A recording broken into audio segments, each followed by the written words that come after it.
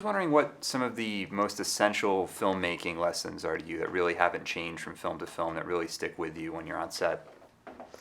I try to kind of make the technology come to the actor whenever appropriate. In other words, if it's better for them to have two cameras in a certain kind of scene, or even start with a close-up, if it's an emotional scene, I will do that sometimes. Or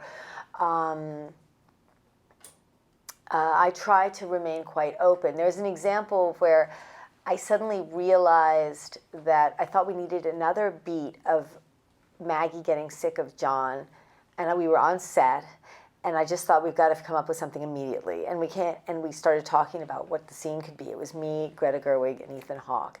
And Greta said they were both in their. They happened to be in their nightgowns or their night clothes already, and we had the camera toward the bed. So I said, let's do something where you're both sitting in bed. And she said, well, you know, there's this great horoscope that the Village Voice has, and once I offered to read it to a friend of mine, and they just said no, and it was sort of insulting.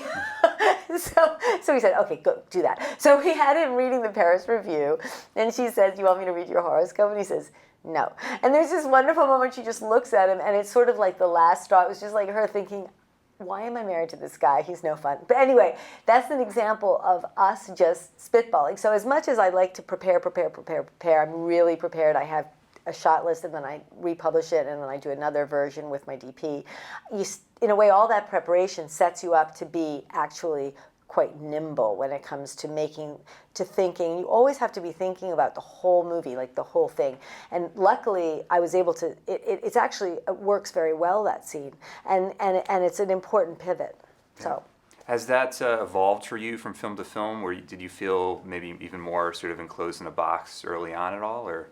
I think I've become more confident as time has gone on. I'm very decisive. I know how I think the camera should move, and I've thought about that in advance. But at the same time, when you're confident, you're able to change your mind, and that's part of it. I do think that has become more so as time's gone on. And it also depends on your collaborators. Like if you're working with a DP that you feel very connected to and that you're able to dance really quickly with, that really helps. Sam Levy was wonderful to work with in that way.